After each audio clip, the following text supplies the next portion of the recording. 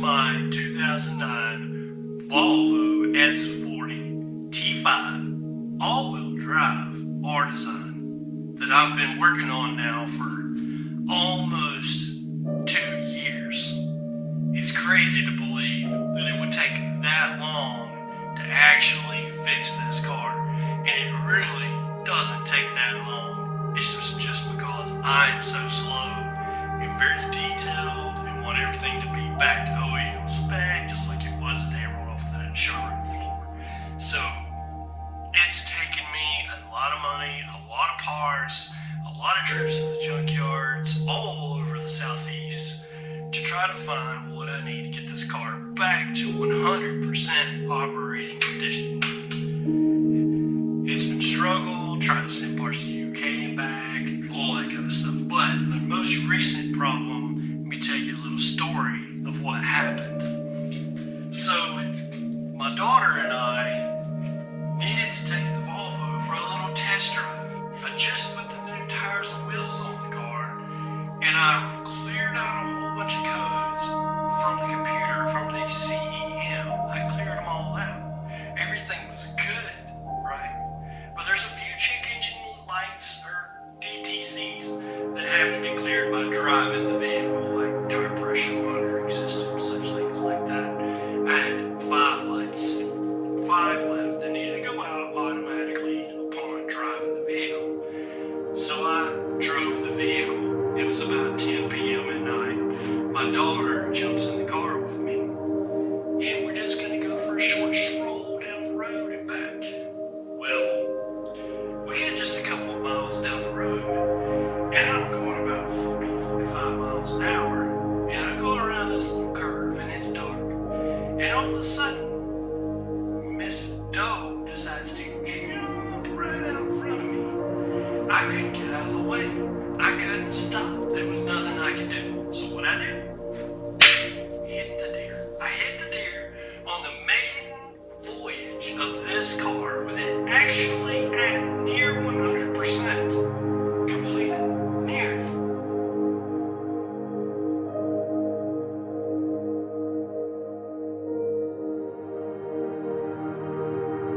Hey guys, welcome back to LakeZide Performance. Working on the Volvo again. Let's get this thing fixed from what the venison cost.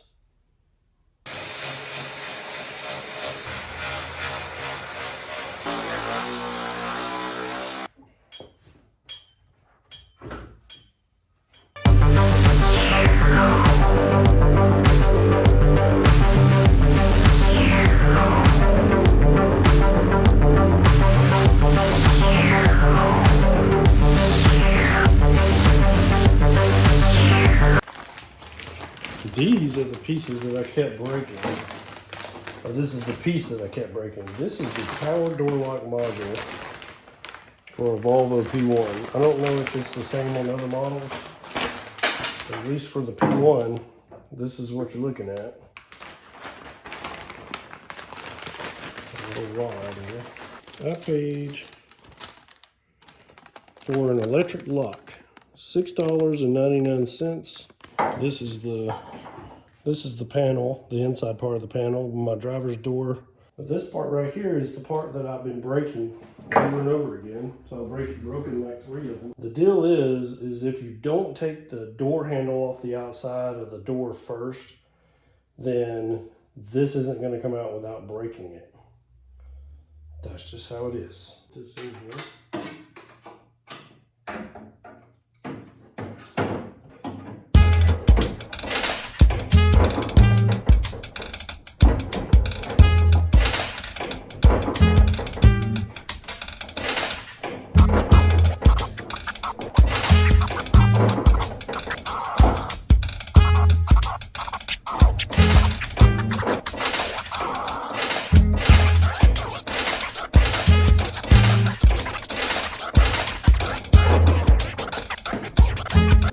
Right there.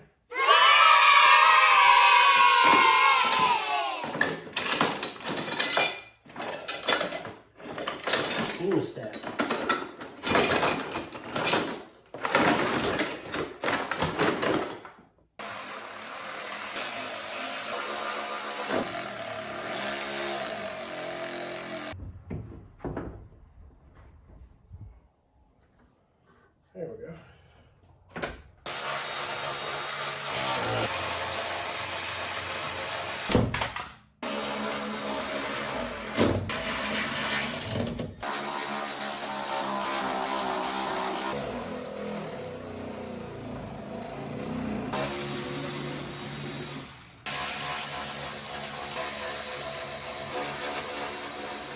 So before you tighten everything down, you got to get this rod in.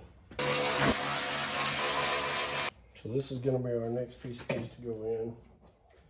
We got to plug this connector in. We got to get this pulled through the hole it goes in. We got to get this pulled through the hole it goes in. So looking at the back of this, or looking at this connector, that's how you get it off. So whenever you get to this connector inside the door, it's going to be closed. It's going to look like this, okay? You got to get your finger or some kind of little pick tool or something to take this and pull it out. Once you pull it out, then you mash on this little black part right here that's in front of it, and it'll push down, and then you can pull this connector off.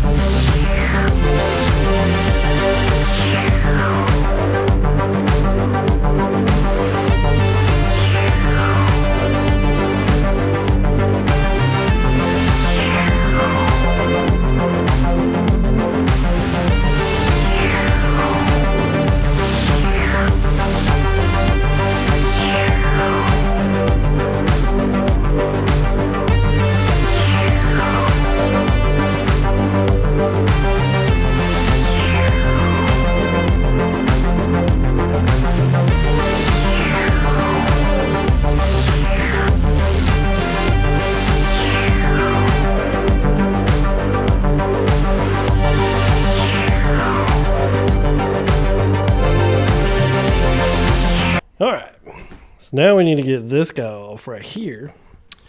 And the way the bumper works, the bumper actually fits up. Let me open this trunk lid real quick. So the bumper fits in this little track right here, or it's supposed to fit up in that track right there, but it's been fitting over the top of it and not in it. It's just a matter of taking a bunch of T25s off to get this off. These are my non-ever crashed parts right here, bumper brackets. And you can see there's more than just that piece. There's two pieces go on each side as well. So you got that piece, you got the two pieces there, and you got two pieces over here. All right, all the brackets are now off. You can see how dirty this thing is underneath. I've never had these brackets off. I've had the back bumper off, and I kind of cleaned it up, or it looked really good with the bumper off, but I haven't had none of these any of these brackets off. You can see there's some dingy dirtiness down here, all in there, all under there, all in there. You can see where all this road grime stuff is pretty much taken over. So I'm gonna pull this back out in the driveway real quick. I'm gonna wash this off real good, and I'll be back in just a minute. And this is what it looks like all clean.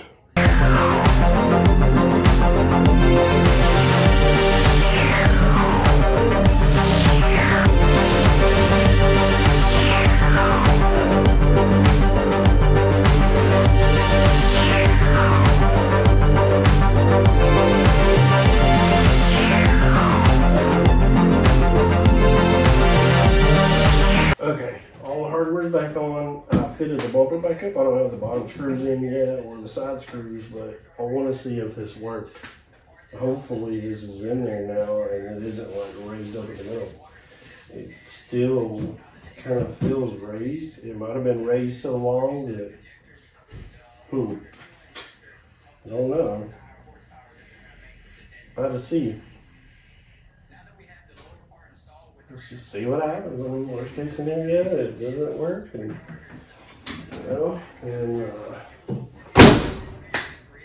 or it does work. I'll be dadgum. How about that? Holy crap! And it was easy to shut. It just shut. It just shut. It's not loose. What? It's never done that ever. It's never done that since I got it. Never.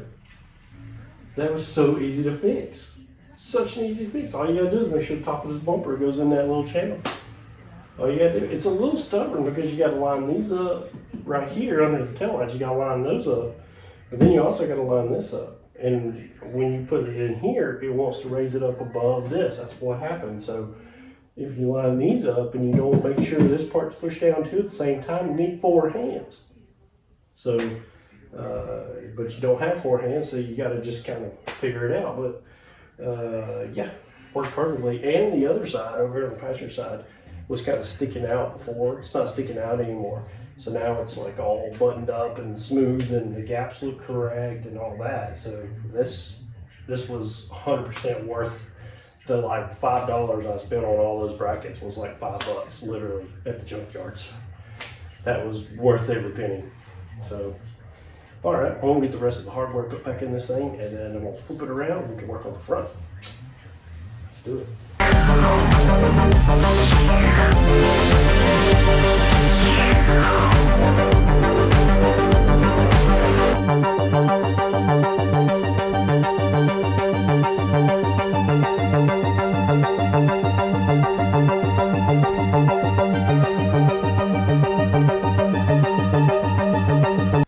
Got this thing turned around. So now we can kind of start working on the front end. Again, this will be the 3rd time that I've had this apart. And the reason why is because I keep finding better and better and better parts. And I think I have found the best parts. So this hood is coming back off. It's actually damaged. It's hard to tell, but it has like these little spots in it. You can kind of see it there. And it has another one there. And there's a really bad one like right here. You can kind of see that. I don't know what the heck happened to this hood, but it's aluminum. It looks like it's got something on it that basically ate the freaking paint off of it or something. So I gave it a scuff down. I was going to paint it. Really all it needs is paint and clear. But while I was prepping for this, I got a notification that one of these cars showed up at the junkyard, so I went to go look at it, and I'll be dadgum if it didn't have a good hood on it. This is like the 4th hood I've been through, and it had a good hood on it, so I freaking couldn't leave it, right? So, yeah, so I got that. I've got the headlights, they're completely redone. And we'll go through that rebuild procedure right now.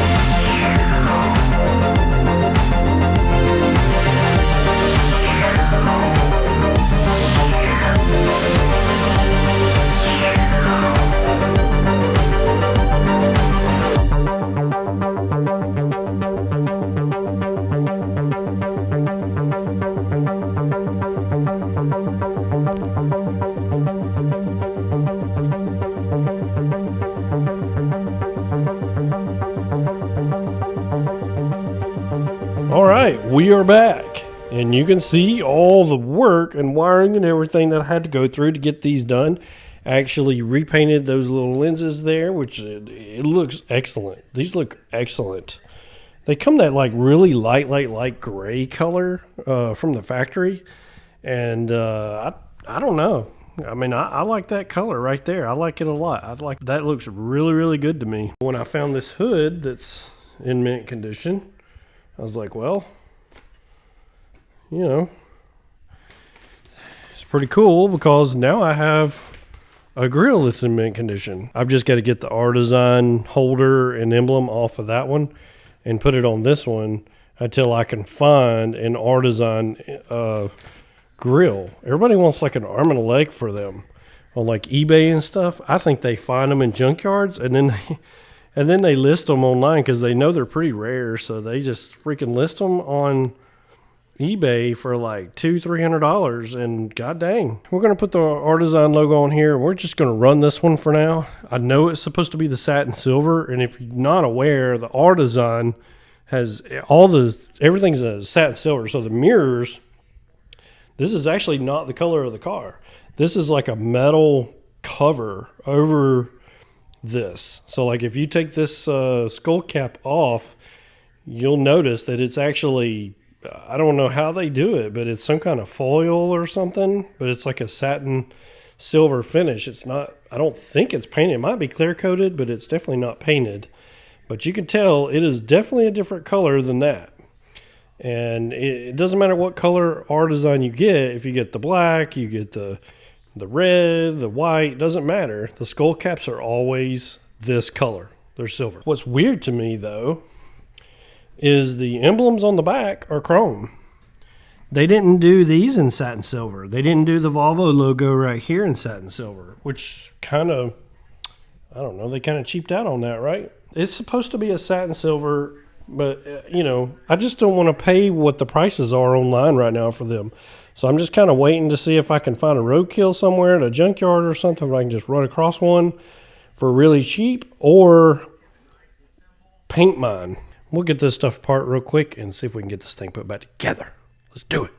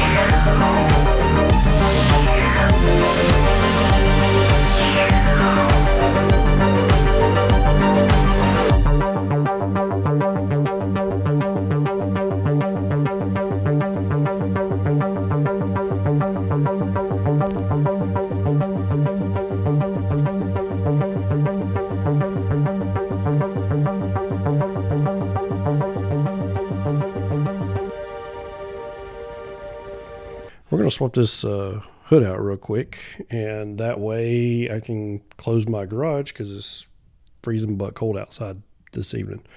So I'm gonna stop freezing by getting this hood done real quick.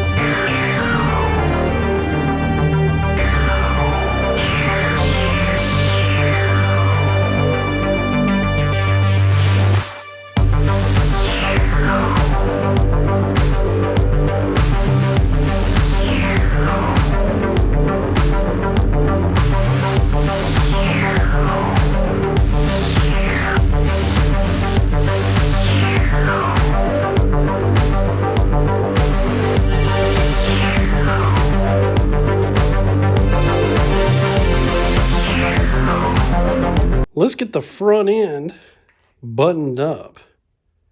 I don't think it's going to take too much more. Probably just need to throw the headlights on and all that good stuff, and should be getting really close here. So let's get it done and see where we go from there.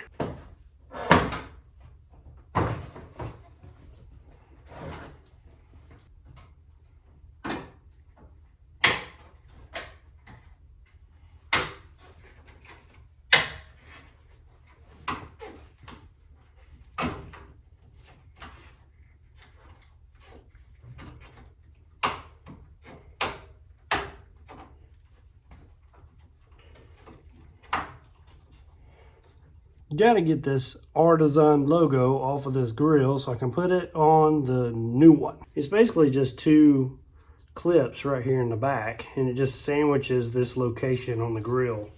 So I did take like a one-step polish, and I polished these headlights right here while they were on the car for the first time, and they're not perfect. I think you can see good from that angle right there. They're not perfect at all. I want to get them close to perfect. So I'm going to wet sand these with a 2000 grit sandpaper real quick. We'll throw the polisher on it. Let's see how it turns out. Should be perfectly fine. This is textbook stuff, so yeah, should be nice. Let's do it.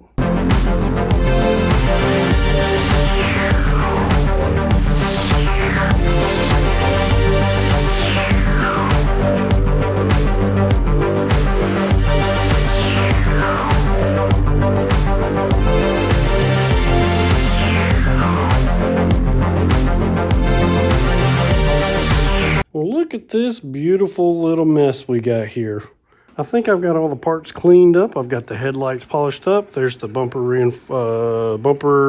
absorber, whatever.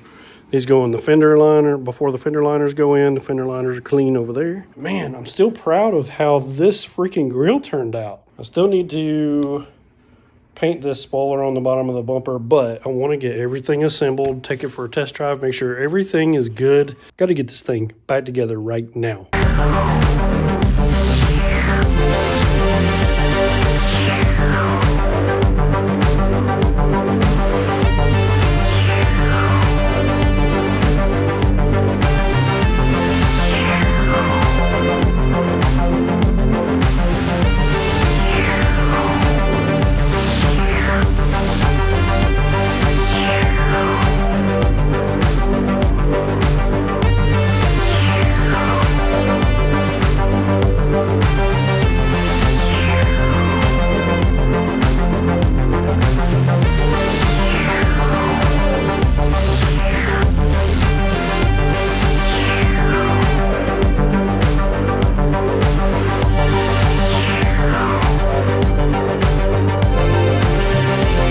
Got most everything together. I have hooked up a battery charger to the battery, and I've got my dice unit here, and I'm gonna connect it to this car, and let's see what kind of codes pop up, and see if we might be able to hear a couple. Let's put the ignition on here. Looks like I have vehicle user interface is all good. Let's go ahead and I'm gonna open up VDash here. I'm not gonna use VIDA yet right now. I just want to look and see what is what shows up. It's from d5t5.com. Yeah, there's my VIN. That's the car, 2009 P1 450740, made in the Belgium Ghent plant. Key for config change is required to CM, and I do not have that. Let's go over here. It is checking things out. So let me just go ahead and clear all the DTCs.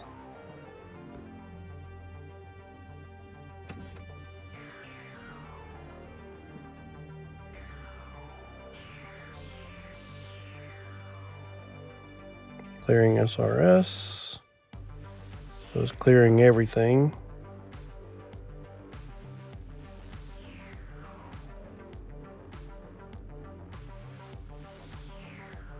KVM.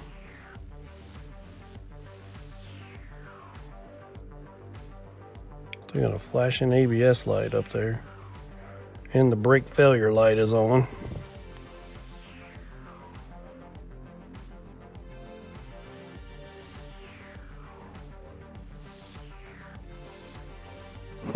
Cleared all these DTCs, okay.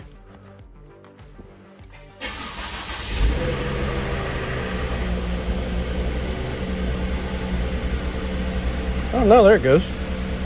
It may have just been because it had low voltage, because it's all coming up now. 14.5 volts. I know my alternator's working.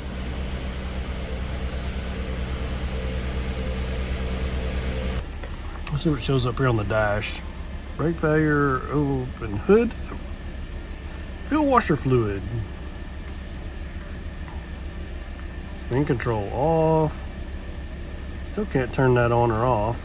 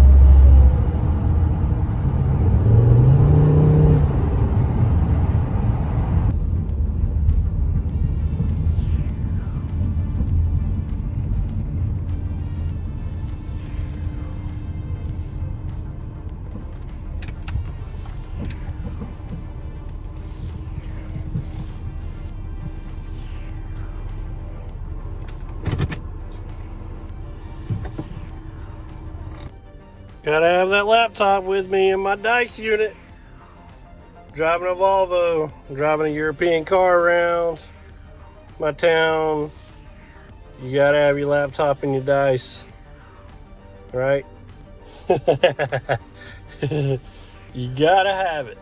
All right, boys and girls, I think that's gonna be a wrap on this episode for the rebuild of this flooded biohazard 2009 Volvo S40 T5 R Design all-wheel drive. I almost forgot. And as you can tell, most everything is worked out. I still got a Christmas tree of lights on the dash, but most of those pertain to the ABS unit.